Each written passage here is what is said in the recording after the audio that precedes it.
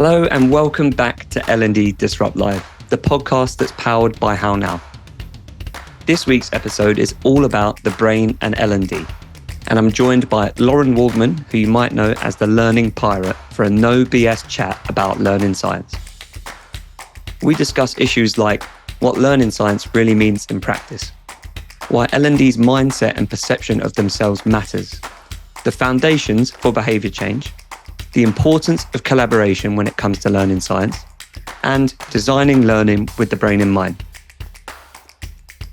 If you're not already following Lauren, I would highly recommend using the link in the description to connect, because she's putting out some of the best content about learning science, the brain and L&D, and other great topics all about learning.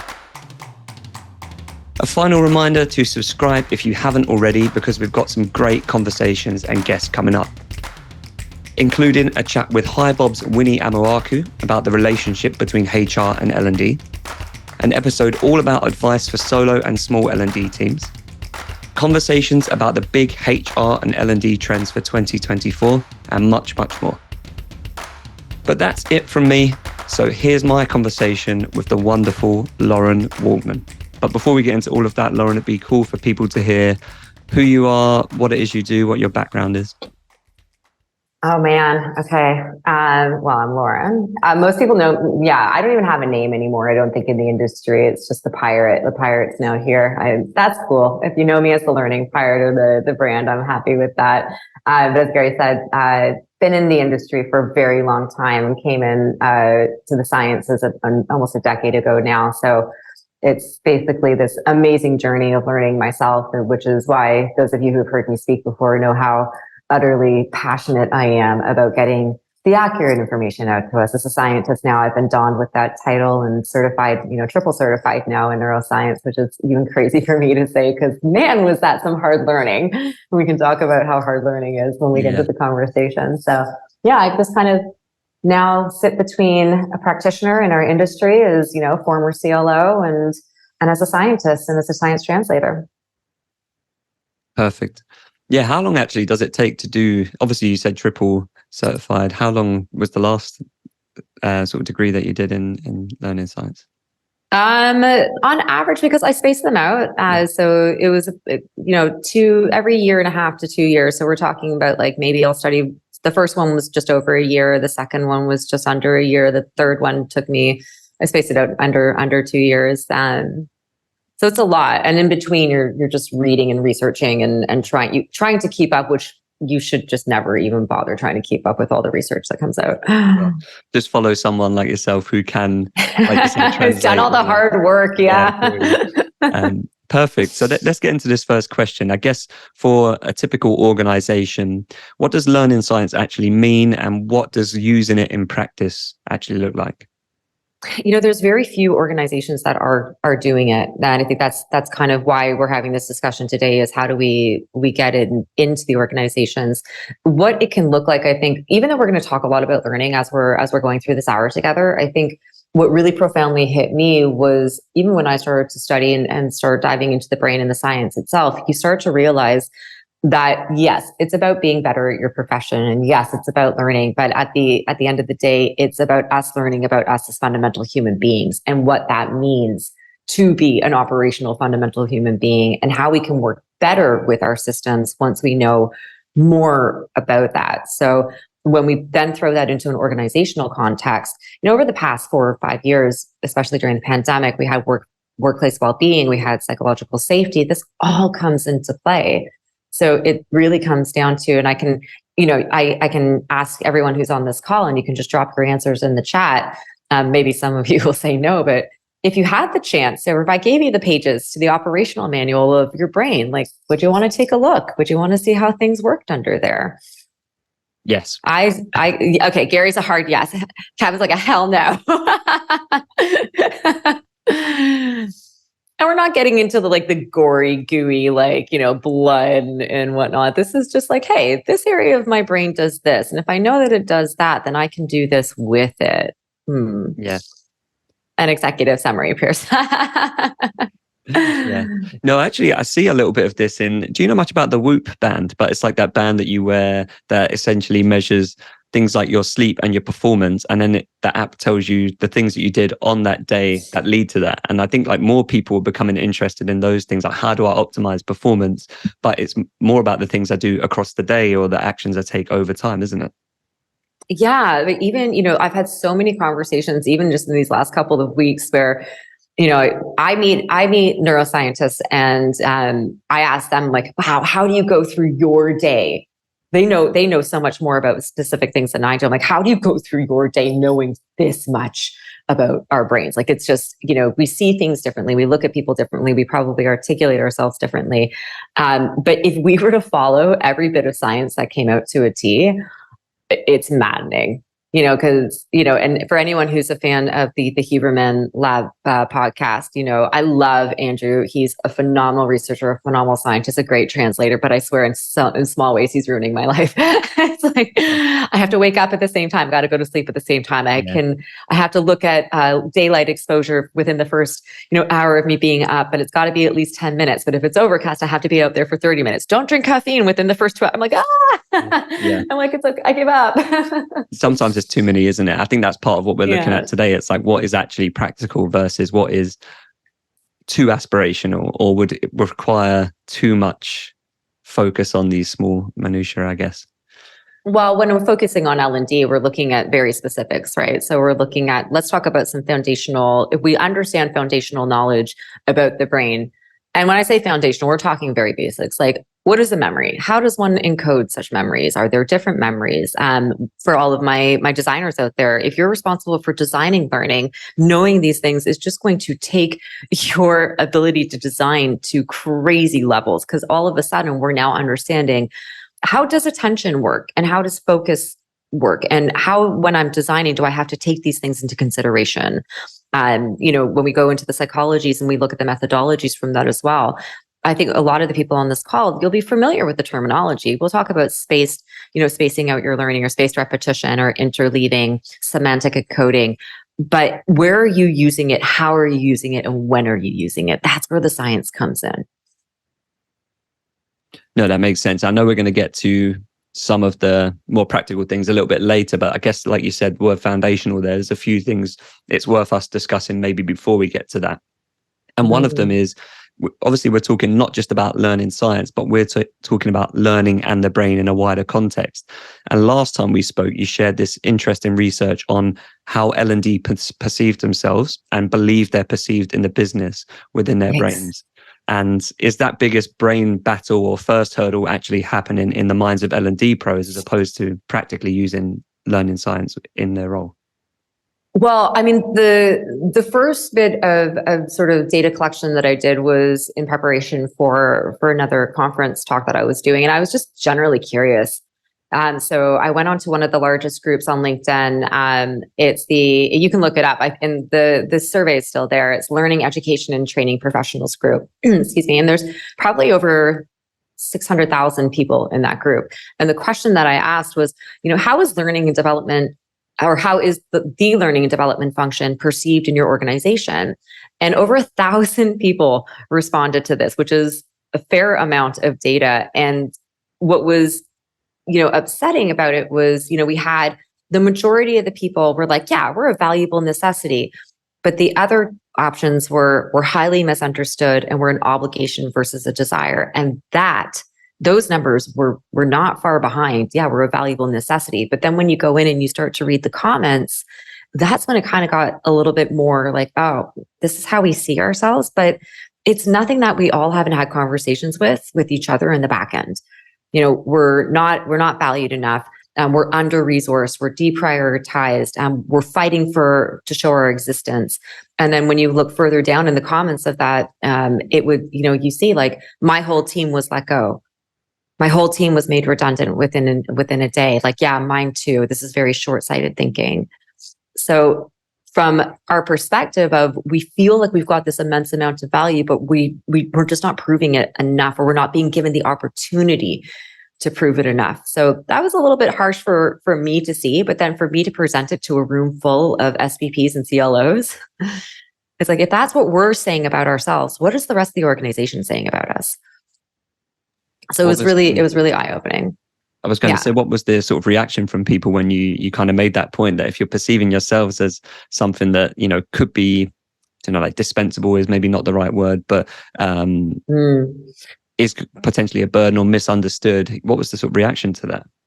Well, it was interesting because in the moment, or, you know, it occurred to me that there was going to be a lot of like emotional reactivity to that. And I just asked everyone, I'm like, are you feeling something right now? Like, did you feel like a sense of dread, or is your heart rate accelerating? Is your, you know, is your anxiety slowly creeping up? And the response across the room was yes. And, you know, whether we like to see it or not, I mean, for those of you who are on this call right now, you know, we've seen what happens on LinkedIn on a week-to-week basis. It's slowed down a little bit, but we were seeing probably for like a good month or two, Gary, right before we spoke for the first time, teams were being eliminated like crazy. And you could see it, whether it was a post about, yeah, my team got let go, or it was more people putting up posts saying, hey, I just got let go, or my team was made redundant. I'm looking for work if anyone can help. We started to see a lot of that. So, you know, if we are able to bring science into an organization from a level of human value, and then let's increase our abilities to learn, and then let's increase our abilities to design learning, and increase the overall value of what we produce as learning and development professionals. Okay, now we've got something that we can really work with. Yeah, it sounds like part of it is a reframing in our own heads about like how we approach it, what our role is. I guess, is that part of it as well? Oh yeah, absolutely. But it takes us to learn first. Like that's what it just comes down to, right? And I think everybody, you know, again, back end conversations that I'm now bringing up very much forward is that how are we supposed to upskill? And, you know, we hear these words all the time now, upskill, but like, who's upskilling the learning teams? We're upskilling everybody else, but how are we getting the time and the money and the space to do it outside of, you know, oh, you can go to a conference for a day, or, oh, here's $50 for a book. And I'm not saying that all organizations do this, but if that survey shows us anything, it shows that there's a greater amount of people who would love to show more value, who would love to learn themselves, but they're not giving the space, the time, and the budget. Yeah, exactly. I think it's when times are hard, it becomes the default, isn't it, to play the safe option and say, maybe go to this course or do this thing. You made a great point there about upskilling, which leads us nicely onto a LinkedIn post you shared recently, what I will add in the show notes and the email I send out to everyone after. But it was about stopping putting the cart before the horse, in the sense of trying to drive behavior change without knowing if people have the tools and the skills to achieve behavior change first. So tell us a bit more about that. Yeah, and I think this was sparked. There was a couple of posts that I put up, and this is kind of a big message I've been speaking about recently, is in an organization, or just like in school and life, we were never taught these things. No one ever taught us about our brains. No one ever taught us like very fundamental things. But well, how do I cultivate a habit? You know, what is a behavior? How does that come into all of this? And the expectations that we're seeing from people are, well, we want you to do this. We want to adapt this new culture in our organization, or we would like to see a behavioral change across a whole organization, without even thinking, do people even understand or have the skills to do that? Now, when we harmonize things like the science of it, right? Because as much as our brains work with us, they also work against us. And it's so valuable to know how our brains can work against us in situations when we're trying to cultivate a new habit or behavior. So if we taught those things first, those underlying skills that would then make us successful in cultivating a new behavior, because now we're consciously aware of what could work against us. Well, that seems like it's a good place to start. And it's the same with learning. It's not that we don't know how to learn. We all know how to learn. But we could definitely be learning better. We have so much more information on the science of it, of how our brains work, about methodology and theories, but we're not using it. We're not taking the time to learn those, which would help us succeed in so many other aspects, and not only our professional lives, but definitely our personal ones. Yeah, one example that came to my mind when I first saw your post was that one about the feedback culture. So if people say that they want a better feedback culture, or they want to give better feedback, often the gut reaction is to send out more surveys. But then if people don't have the fundamental principles or ability to give clear, concise feedback or accept feedback openly, then all you do is just try and solve the problem by doing more. And it's the same with upskilling. If people don't have the mindset or understand the behavior of upskilling, then just hitting them with a load of content also doesn't help, does it? So how can we kind of put these better foundations in place to ensure that we're not just doing more to try and solve something? Instead, we're trying to put a good base layer and also use some of that learning science about the brain. When I started in on all of this, like at the time when I first started looking into neuroscience and started sort of my own studies, and at the time I was a CLO, or like CLO wasn't even a word back then. Like, it just wasn't. I was the head of learning, and when I realized how hard it was, and then I was like, oh my God, like the learning journey itself to learn about neuro and the brain, and then just sort of like start making correlations between what we do as practitioners. I mean, it was exceptionally hard. But then to go back to everyone else and say, ooh, here's my white flag and I'm waving it too. Right. And I think I've said this so many times, and I'm not telling people that they're doing it wrong, because if it was doing it wrong, then I was doing it wrong the whole time too. But we just need to be doing it better. Like, just a little bit better. So to get into these principles and to get under the skin of things, I mean, Gary, you said feedback, right? I mean, when it comes to the feedback stuff, you can do your survey stuff, but what happens when you're in person? And I've talked to organizations about this when they're doing those soft skills and the feedback and whatnot. So what happens when someone's having like a really bad day and you're face to face with them? And they are you don't even know it. You can't see it, but they might be, immensely emotionally sensitive at the time. So, are we taking those things into consideration? But then what about yourself? So now we're looking at things like we've got emotional regulation versus cognitive function, right? If I'm starting to feel something, right? Emotions are the chemical responses happening in our brains. The feelings are those tangible experiences that are happening because of what's happening in our brains. But if I can start to feel my heart rate's accelerating, my hands are getting sweaty, I'm starting to get a little bit anxious, how do I down regulate that so I can have a proper conversation with you? Because sometimes feedback's like, and some people love feedback, they take it well, that's not a problem. But again, what if we did teach people those underlying human things that would help us to listen to each other a little bit better? I'm not talking active listening. I'm talking about those reactions again, those things that we can't see, but that we can't I don't like to say control, because I feel like we don't necessarily take control of the brain. And that's why I say we join forces with it. We learn to work with it. Yeah. Maybe some of the small actions are like asking people if this is a good time to give or receive feedback, like setting these things as the cultural, so that you can, I guess, like you said, sometimes our brain works against us. And if it is, that might dictate that it's not the right environment or the right moment to do a particular thing. Yeah. Yeah. And I mean, I'm interested to hear like what people have to say in the chat about these things too. It's like, I look back at everything that I've learned in the past decade, and then I see kids who are starting to learn these things from a young age now. Thank goodness, right? And I was like, wow, if I would have known, well, how would I have been different as me, if I would have known these things when I was growing up, and someone have taught me a little bit, and they're starting to in schools, but like just a little bit about my brain, a little bit what it means when, I describe it to the kids as like your Amy and your Corey. Amy is your amygdala, that's your emotional processing center, and Corey is your executive function. So what would happen if I would have known about these things when I was growing up, and how that would have changed me? Yeah, no, it's true. I was reading that book. I can't remember the lady's name, but it's about why has no one told me that before? And it's all about how the brain works. I'm not sure if you've read this. I think she's a psychologist. But there's a thing right at the start of the book, and it's about how emotions start, and it will be like 4 things influence each other, like action, mood, environment. There's all these things that all are working together, aren't they? And one of them is the trigger point that forces everything else into action. I think is the gist of what it says at the start of the book. It reminds me of that movie Inside Out. Ben's coming with Julie Smith. Inside Out? Oh, Inside Out's great. Anyone else in the chat seen Inside Out? I had such a great idea. Yeah, I had such a great idea. Ben comes in with a yes for Inside Out. Yeah. I wanted to ask you as well, actually, before I forget, about the ways our brain works against us, because I don't know if anyone can relate. I definitely know my brain is working against me, but how? How is it doing it sometimes? Are there any big ones to keep an eye out on?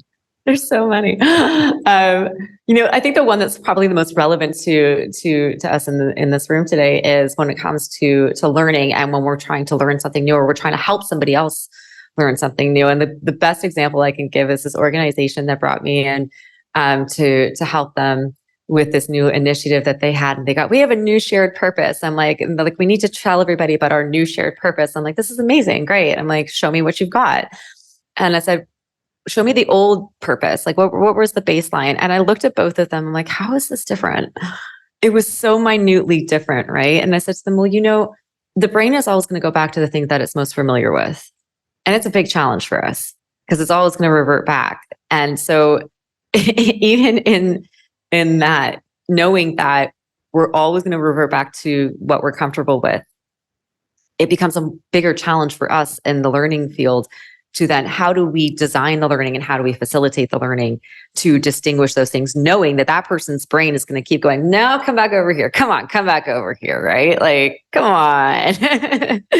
So that's like one that's one small example of how, it works against us. In the series, we talk about schematics, and this is also how the brain organizes information, right? So if you already have a conceptual idea of what something is, and it fits very beautifully into this neural network of organizations that you've no, this is how it fits in.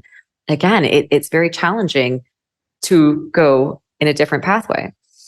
One thing you made me think about there is how we measure interventions or learning experiences, because often I think one thing we don't measure or consider is how many people, if the outcome is behavior change, just did the old behavior versus how many people did it. Like, I've seen this a lot with maybe like sales teams. When a process changes or the pitching changes, it's comfortable to revert to the thing because it does feel so easy to memorize. You're in a good rhythm. But then how many times are people testing out the new one versus reverting to the old one? And then how do we then say this one didn't work, but actually there wasn't a fair sample size of people testing it because their comfort was there to revert to the old way of doing it? Does that make sense? It does, but I think we completely underestimate. And I'm going to be pitching for a piece of business on Thursday, and it's funny because part of the conversations are, well, they want to go everything in learning is we wanted it yesterday. We want to see changes in a month. I'm like, let me show you a human brain. Let me show you how long it takes to build one dendrite, if you don't have it yet, in a human brain, right? It's we can equate it as very simply to, do you go to the gym, pick up a weight, and boom, look at my biceps, of which I have none right now. It doesn't work like that. So when we think, previous research would say between 6 and 8 weeks to form a strong new neural network, which could represent a behavior, which could represent a new habit, which could represent a new pathway of knowledge, minimum.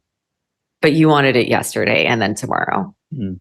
Yeah, I wonder if how many people would relate to this in the chat, but the idea of getting buy-in, often in companies, there's an expectation that you can drive these things quickly. So would having some of this evidence about how long behavior change takes, or new habit forming takes, or how long it takes to digest information and how many times you need to apply it for it to stick, would having some of that evidence there help you make a better case for managing expectations about how quickly you can drive change as well? Gary, I want to ask everybody who's listening to this, who's got their hands over their keyboards right now, I'm like, what's your instinctual answer to that? If we show people evidence, do they actually do anything? Yeah, that's the challenge, isn't it? I suppose. Penny, I literally just watched you roll your eyes. Penny can relate. and I love you for that. Yeah, we all know it's a not really. I think this is why when I do have those opportunities to have the conversations, we can present all of the information in the world, but why don't I prove it to you? Why don't I activate your own brain and, and show you why you may or may not be able to do something? I've given the example of the juggling so many times. Walk into a room with your stakeholders, hand the most difficult one, the 3 objects, and be like, juggle.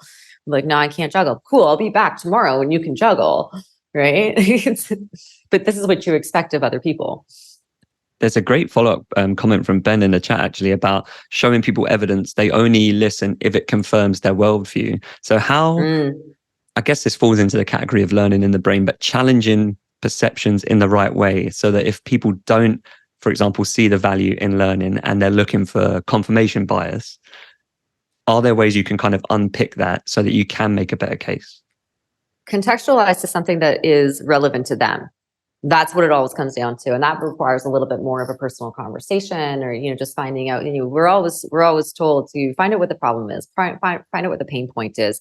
But when we're constantly just in the environment of speaking about it from a business lens and not a human lens, then we need to get out of one modality and into the next in order to come back. So I would say contextually see if you can find something that, like, and we all have, I use the example in the series, and I still do this. I did it this morning. I was looking for my sunglasses and they were just sitting on my jacket. It's like I was wearing them, running around the house frantically because I was trying to get out the door, and I was like, oh, okay, stop, downregulate, breathe, allow my brain to focus, get that neurochemistry, pumping through me. Okay. Person who has all the decision-making power, does this ever happen to you? What's some like wonderful epic mistake that you've made when you just haven't been paying attention?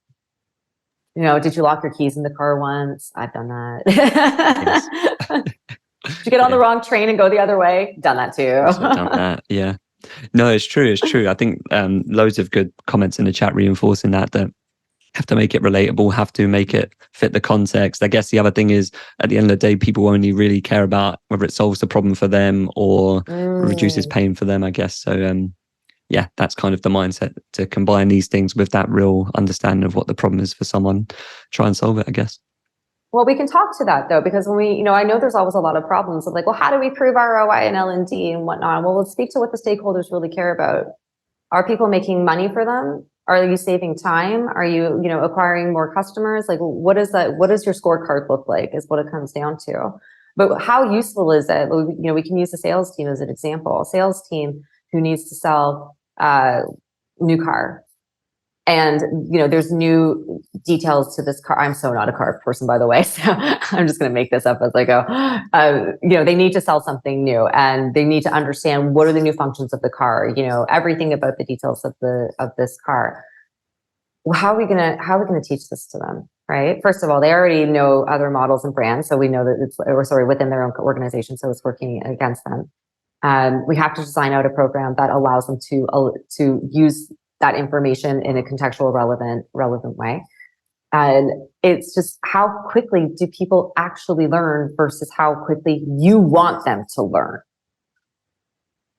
And if we take it back to, I don't know if anyone who's live with us right now, do you ride bikes? Anyone in the chat? Do you ride a bike? Do you remember learning how to ride a bike?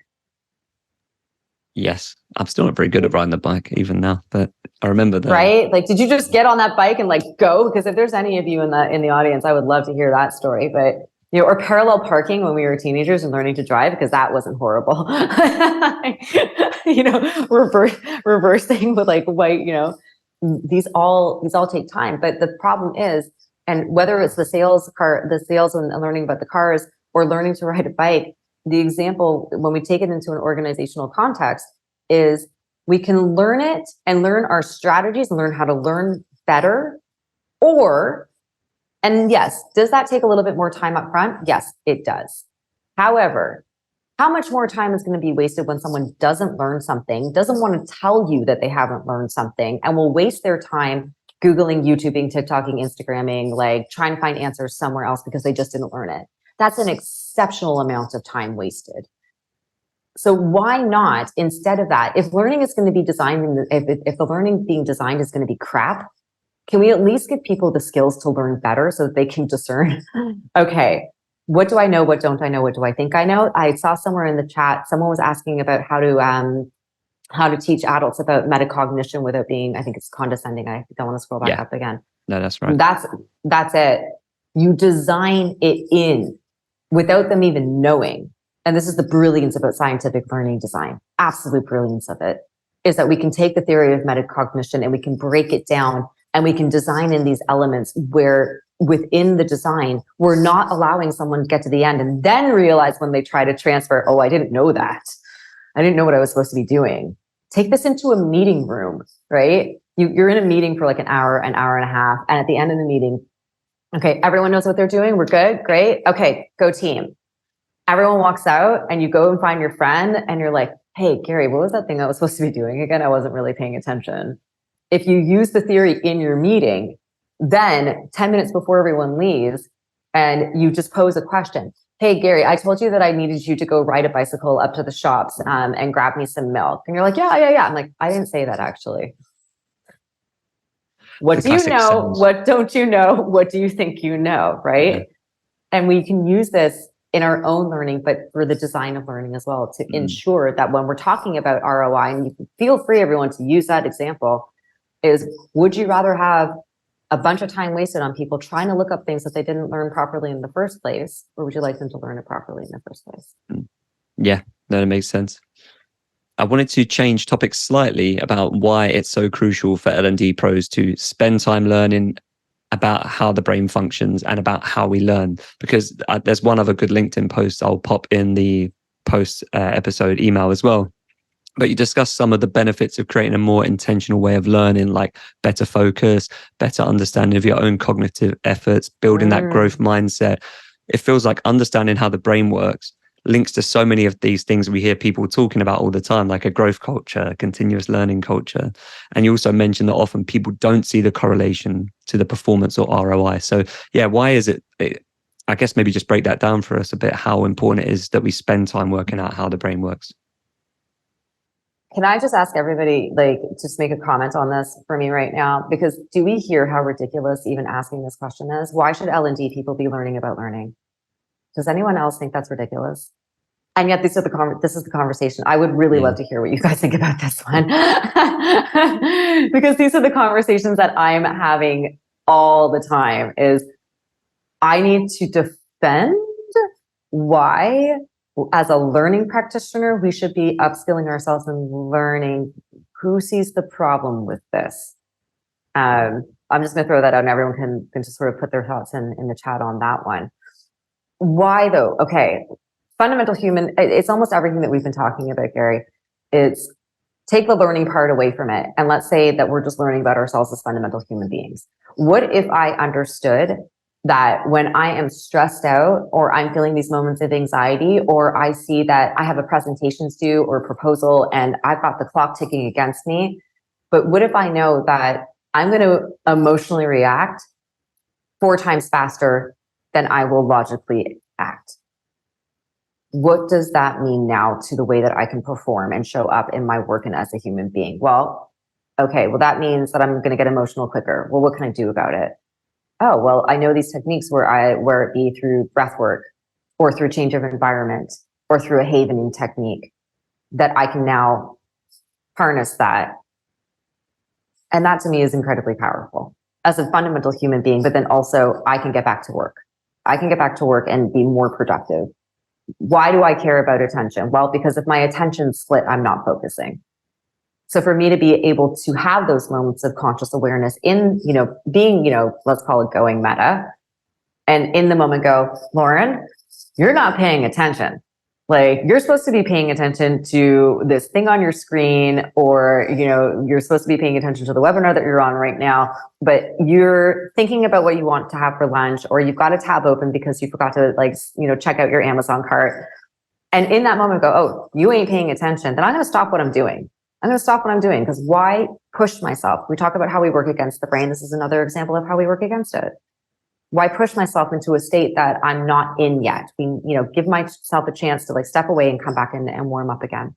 Yeah.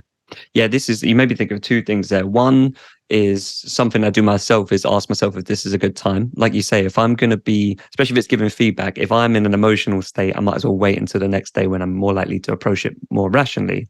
And a couple of times I've seen people at the start of courses or learning experiences added in an exercise that's either, like you said, to do with breathing, staring at a spot, to try and prime the brain. So those are quite small things that could actually have a big impact. Like if I just put at the start of a survey, because actually we had a survey last week when I was in a bad mood get sent out, and I was like, you know what, answer tomorrow or else I won't be rational about it. So those are little small things I guess maybe people could do, isn't it? Just preface this piece of learning with an exercise that helps you prime the brain. Or if it is a survey, just put a note at the start, if this is if you feel like you'll answer this better later, then do it later. This is the deadline, maybe.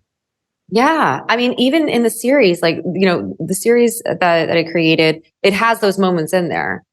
And I think at one point I say, I'm like, if you don't feel like doing this anymore, if you've had enough, step away, go away. When was the last time you did an online learning and someone was like, go away, go have a drink, or like go take a nap? It's giving people permission, but it's also cultivating the skill at the same time.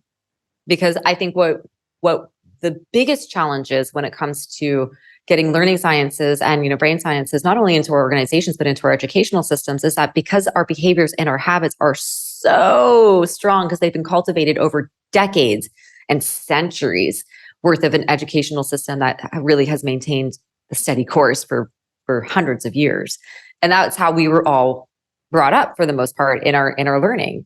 So all of those habits and behaviors are incredibly strong. And if this gives you any context of how much further we still have to go, I can't mention who, but I can say from where I had the very random honor of meeting an astronaut, like a real one, a NASA one, like very, very cool. Like my nerd dream just came true. And I was dying to know. I'm like, astronauts have to go through an exceptional amount of training and they learn ridiculous amounts under crazy conditions and not in a long period of time too. And I was dying to know, I'm like, what were your learning strategies? A NASA astronaut. And in front of an auditorium full of people, she's like, well, I read and I highlight and I make notes. And I just turned to the colleague beside me. I go, did she just say in front of a room, did a NASA astronaut just, I'm like, wow. Oh my God. And I found her afterwards. I said, hey, is that your real answer? Were you just trying to be like nice and conservative? She's like, no, that was my real answer. And I was like, we should talk. It's the never meet your heroes thing, isn't it? Like it was crazy. I was like, you meet someone from NASA and you're like, do I give up now? Is there no hope? or do we realize that like we've got a lot to do? But I think that I want to hope, and maybe everyone can sort of either confirm my belief that we are looking at a stronger wave of momentum. I think people are starting to take these things a lot more seriously. Yeah. No, we're having this conversation. Yeah, exactly. We're doing our part. There was one thing I wanted to ask you about there. Actually, you mentioned about permission. Like, if I've done courses before where it's like 10 modules, and 4 modules in, I've learned the thing I needed to learn, and yet I finished the other 6 out of some sort of obligation. And it made me think that actually the same thing's probably happening in companies where people just need that permission to say, like, once you've learned the thing you needed to learn from this, just check out of it because your attention is limited. If you spend an extra half an hour on this and gain nothing from it, then nobody wins. Like, the productivity isn't there. You could spend that time somewhere else. Doesn't make you think that learning is as useful as it could be in my company because half of the session was useless and I learned what I needed in the first 20 minutes. So is that also like a tip that people could just apply, is just give people permission to check out of a learning experience if the time's not right or they've learned what they needed to? I will say only once they have cultivated the skill of metacognitive ability, so that they don't leave there thinking, I know it, and then try to transfer it and be like, oh, I didn't know it. Because that's part of the theory as well, right? We definitely get overconfident in our abilities, or we either get overconfident or we doubt. So if we don't have the means to test ourselves and the methodologies to check in on that before we're like go to work or try something, and think about, like, there's very critical environments that you cannot mess around in. I once did a design for a distribution warehouse center for I guess was it TK Maxx in the UK? It's like yes. TJ Maxx. I don't know. It's like it's all sorts of Maxes all over the world. And those are really intimidating environments because they're like football fields long. And you've got all sorts of things happening. You've got production lines going, you've got trucks coming in and out, you've got, like, it's really going quite quickly. Now, I would want someone to feel confident that they had learned what they needed to learn before they get out onto that floor and potentially could get really damaged as a human being. Like, you get hurt in those environments. So I would say, if you are consciously aware and can test yourself and know to test yourself before you check out entirely, then absolutely, I would say, why, if you know it, move on. Yeah. I realized the 2 flaws in what I said there after I said it. But one is I can assume that I know something and it's a false assumption. And like you said, it's not happened to the point where I could go and apply it effectively. I'll just presume that there's not more to learn. So yeah, I guess it shows how tricky that balance is. I've got one more question for you, Lauren, then I want to take some questions from the audience. So just a reminder that if you have any questions, drop them in the chat now. Basically, you said a little bit about this at the start, but designing your learning experiences and interventions with the brain in mind. So I just wonder if there are any general tips or best practices you could share with people for ensuring they're designing something that does work with the brain rather than against the brain. So there's so many, but I think because we've talked a little bit about attention and focus here, and I'm going to sound like a broken record to some of you. Penny, I know you're going to know this. You could probably tell everybody. Is that sort of understanding of attention being the mechanism to focus. And because there are so many attentional networks in the brain, when you are designing learning, you have to be very consciously aware of how am I helping guide someone's attention to focus. So look at what it is that you're designing and put yourself in that person's shoes, as we all have to do when we're designing learning for somebody else, is what are they really needing to do in this moment in time? If the brain has all of these different resources and I want to utilize them to the best of the design ability, then what does that look like? A lot of people who have seen presentations that I do, they're very simple. They're not flashy at all. They're black and white for the most part. And that's because I understand that the brain is processing everything on that screen. It's processing me, it's processing the words, it's processing the color of the words, it's color, the font of it, all of it. So how do I reduce that in order to really help somebody focus in? So that's like one of my biggest tips is attention is the mechanism to focus.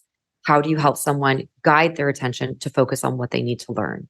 Because remember, focus is also the gateway to learning. So that's like one really big high level one. And then, we know that repetition and rehearsal is critical to forming a strong neural network and a strong neural pathway in somebody's brain. But often we don't see enough of it in the design itself. And it can't just be as simple as like, I'm going to do an ABC multiple choice quiz at the end of this module and boom, practice. No, we need so many more touch points. So how are you designing in to help somebody? We can't do it for them. We can't change the structure of somebody's brain, but we can help them through our designs to be like, maybe we throw in a quiz or a test somewhere there, or we put in a practical application, or anything that works in the context in which you're designing in. It can't be a one and done. It just can't, period. Yeah, I think that's the challenge, isn't it? Like people viewing it as a one-time thing. So we collect the feedback about, or we nudge people to apply it at the end of an experience, but there's not necessarily often that thought to continue doing it over time, which is what will, I guess, help cement it in people's minds. Definitely. Cool. I have a question from the chat from Olivia. If there's any organizational training project examples that you can share that you've been a part of that were successful, I guess, in the context of considering the learning science angle. Well, that's a great question, Olivia. And I actually did wind up being on the team that designed out that TJ Maxx onboarding. It was for their supervisors, and it was so successful. And what made it successful was when I did the needs analysis, when I was going around the organization, and I think they weren't used to having not many organizations are going to have a learning scientist come in and be like, by the way, and to go to each of the different divisions within the organization and speak to each one of them individually and to hear the cross functionality of all of it. That was a big, big, big help. And I don't think they were used to it either. Typically a learning person will come in, they'll sit down with the ops people. Okay, tell me what's going on. Sit down with HR, tell me what's going on. But never then does it go to the point, I'll go back to the ops person and say, hey, I got some really great insights from HR about your function. And this is how I'm looking at designing it in. So that was like something that was a really big win. But when it came to the science, what they didn't take into consideration, which I was able to feed back to the leadership team, is when I spoke to people on the floor of the center itself. And I said, give me a variety of people to speak to. I don't want to talk to the person who's been here for 15 years. I want to speak to the person who's been here for 3 months. I want to speak to the person who literally just started like a week ago. And then I got that range. And it was the person who had been there for 3 months. I think she was there. And we were having this conversation. I said, wait, what was really challenging for you when you first got here? Like, this is a crazy environment. It's kind of overwhelming and intimidating. And she said, I couldn't find the bathroom. And I'm like, okay. And she's like, and then what? And then I couldn't find the lunchroom. And think about that. So she had social anxiety. Think about when you first went into high school, you might not remember it exactly, but it's just like, oh my God, where's the bathroom? Like you didn't want to be the person who looked lost all the time. Right. But beyond optics is she was so stressed and so occupied with the environment and try to be safe in the environment. There was no way she was going to be able to learn. So the big success there was in feeding that information back to them and saying, you're not teaching people the fundamental basics of how to feel safe and how to pay attention and how to focus in this particular environment. And because we were able to design a program that was not only looking at that safety, telling them, if by any chance something goes wrong, because there's a lot of loud noises that can jar you, right? And that can be a little like stop you in your tracks. If you do get scared and that emotional processing center in your brain is instantly triggered and you go into, not fight mode, but maybe flight mode, like you want to run and get the heck out of there, that also could be dangerous. So let's downregulate. Let's teach you how to downregulate that so you can activate a more logical function so that you don't get hurt. It was a massive, massive success. They never thought about these things before, right? Yeah, I think part of that is assumptions, isn't it? Just assuming the problem without, like you say, speaking to the person who maybe experiences the problem. And then the other thing is not understanding the things that trigger certain reactions in the brain or emotional responses. Like I read in the latest Gallup, I can't remember I think it's called like workplace happiness report or something like that. But it's 44% of employees said that experienced stress a lot during the previous day. And that was the highest it had ever been, equal to last year.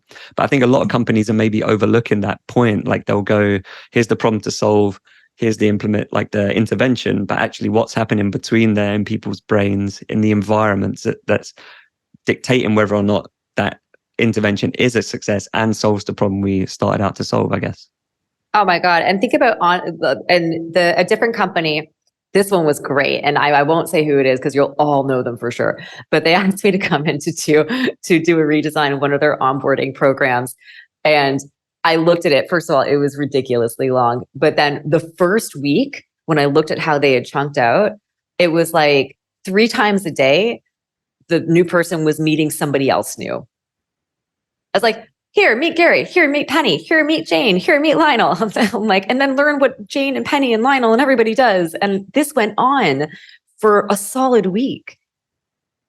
I'm like, there's no way you're going to remember everybody and everything that they do and how they're related to you and your role. And it's like, space it out. Space it out. Yeah, funny enough, I've seen it from the other end as well, where one of my old companies, there would be people that would join and then someone who led the team would do a talk about what that team does. Then someone else would start the next week and the same person has to give the same talk again about what their team does. And they're just on this perpetual cycle of having to give a talk to new people almost every week about what their team does. And I just think like that at the other end as well, isn't it? It's, why are you doing this? Is this actually helping the person who's delivering the talk as well? Probably not. They've got stuff to do. They're stressed now. Their brain is in this like rushing around mode now as well, aren't they? Because they've got to go and do the same talk again in their busy day. Exactly. It's not just about the person who you're meeting. It's about the person, the other person going, I've just met how many people, you just occupied this much time in my calendar. They're not coming into it in the welcome, welcome to our team and in our environment. And, not when those emotions have been triggered on both sides of the thing. And I guess part of it as well is how much are we doing things because they're the way they're always done by us or other companies, and how much are we thinking about how our brain works? For example, to take that explanation to its logical conclusion, if I meet 10 new people in one day, and getting people's name wrong makes me feel like a terrible person. And now I've got to remember 10 new names every day. And then every time I try and speak to that person, I'm remembering, like trying to think, what does this person do? What's their name again? I should know this because I've met them. But in reality, I've met 30 people over 3 days. So is that part of it as well? When you go into companies and work with them, is it just about challenging, this is the way things have always been done? And wouldn't it be better if you did it this way so your brain was considered as part of the process? Absolutely. It's like, a lot of what I do is that educational piece, because we don't know what we don't know. And I get it. The science, you come in, you're like, I'm going to teach you about your brains. And you go, that sounds scary and horrible and intimidating and all the things. I'm like, no, it's just give us a shot. There's translators that exist like me for a reason. So like we said at the beginning of the hour, we don't expect everybody else to do the heavy lifting. We've done it for you, but we're very underutilized. And I think if anything, that if you get out of this conversation, and even just coming back to that one question that you asked earlier, which is like, why should L&D be considering about learning in science and learning about their brains and learning? I'm like, come on, guys, come on. We are learning professionals. We should not even have to ask that question. Yeah, thinking as well actually about questions that probably shouldn't need to be asked. But I often see companies really interested in two things, productivity and well-being. And then often what they miss is this middle part of the brain. Like you said, if we're giving people the tools maybe to go and get a better sleep, then their well-being is better. And also their performance is likely to be better. If we're maybe helping employees, I've seen people discuss this in terms of diet, or like you say, building these routines like in the morning that prep your brain for the day. They're not only good for people's well-being, they're also good for people's performance and productivity. So maybe that's also a space for, it's a bit of a void maybe that I see some teams filling a bit, but maybe it's a bit of a quick win. I think it's just, we saw so much of that, the well-being over the pandemic, but it's like, again, we need to cultivate these habits. How do you cultivate the habit?